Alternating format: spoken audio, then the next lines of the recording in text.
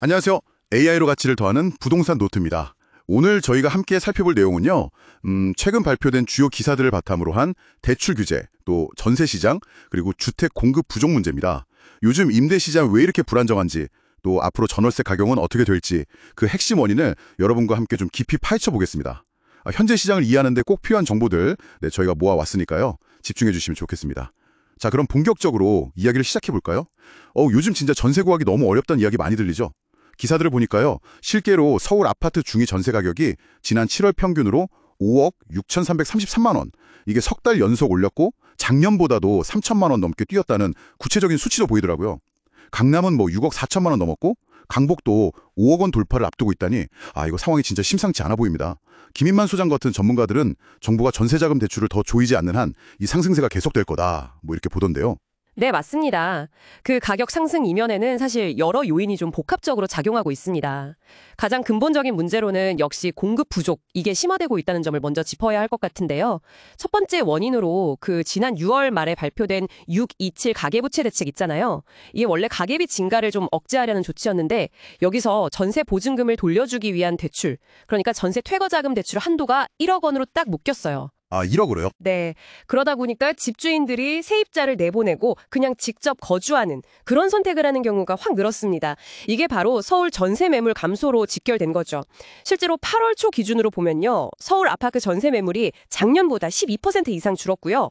심지어 송파구에 1000가구가 넘는 그런 대단지에서도 전세 매물이 아예 없었다. 이런 사례까지 나왔습니다. 와, 12%나요?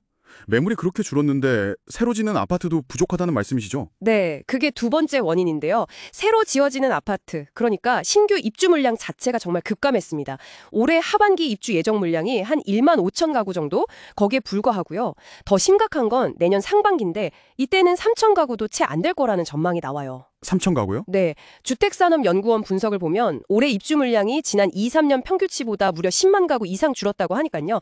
이건 단순 감소가 아니라 거의 공급 절벽 수준이다 이렇게 봐야겠죠. 와, 공급은 그렇게 줄어드는데 반대로 전세를 찾는 사람은 오히려 늘고 있다 이런 건가요? 네, 바로 그 점이 문제를 더 키우고 있습니다. 7월 전세 수급 지수가 145.0까지 치솟았다는 데이터를 보면 이게 집을 내놓는 사람보다 찾는 사람이 압도적으로 많다는 뜻이잖아요? 정확합니다. 네, 수요와 공급의 불균형이 정말 극심한 상황인 거죠. 근데 여기에 더해서 금융당국 압박 때문에 은행들도 전세자금 대출 기준을 강화하고 있습니다. 신한은행 같은 경우는 갭 투자로 의심되는 전세 대출을 한시적으로 중단했고 KB국민은행도 일부 상품 판매를 멈췄거든요. 이렇게 자금 조달까지 어려워지니까 세입자분들의 어려움은 더 커질 수밖에 없는 구조입니다. 정말 여러 악재가 그냥 겹친 상황이네요. 올해 계약갱신 청구권, 이게 세입자가 기존 계약 한 번 더 연장할 수 있는 권리잖아요. 이걸 사용한 2년짜리 전세 계약이 만료되는 시점하고 또 입주 물량 부족, 이게 딱 맞물리는 2027년에는 지금보다 훨씬 심각한 전세 대란이 올 수도 있다. 이런 예측까지 나왔더라고요. 이건 진짜 큰 문제로 번질 수도 있겠는데요. 네, 맞아요. 전세 시장의 불안정성은 이게 필연적으로 월세 시장으로 번져나갈 수밖에 없습니다. 주택산업연구원에서도 앞으로 월세 가격 상승폭이 더 커질 가능성이 높다 이렇게 전망했고요. 가장 큰 이유는 역시 전세의 월세화, 이게 가속화되고 있다는 점이에요. 전세 사기에 대한 불안감도 있고 또 전세 보증금 반환 보증 한도가 줄어든 영향으로 안전한 전세 찾기가 더 어려워졌잖아요. 그러니까 월세로 눈을 돌리는 수요가 늘어나는 거죠. 그렇군요. 전세 구하기 힘드니 월세로라도 가자. 이런 심리군요. 네, 그렇죠. 게다가 다가구나 오피스텔 같은 비아타타 공급이 작년하고 올해 걸쳐서 거의 70% 가까이 급감한 것도 월세 가격 상승을 부추기는 아주 중요한 요인입니다. 뭔가 획기적인 비아파트 공급 대책 이런 게 나오지 않는 한 이 추세는 당분간 계속될 가능성이 커 보입니다. 그렇다면 임차인들은 전세를 구하기도 너무 힘들고 월세 부담은 더 커지고 정말 선택지가 없는 그런 상황에 놓이게 되는 거네요. 참 답답한 현실입니다. 그럼 마지막으로요. 주택시장 전체적인 흐름은 그럼 어떻게 전망되고 있는지 이것도 좀 짧게 짚어볼까요? 아까 말씀하신 그 627 대출 구제 이후에 수도권 주택가격 상승세가 잠시 좀 주춤하는 모습으로 보이긴 했지만 이게 과연 오래 갈 수 있을까? 이런 의문이 제기되고 있다면서요. 네, 그 효과가 좀 제한적일 수 있다는 분석이 많습니다.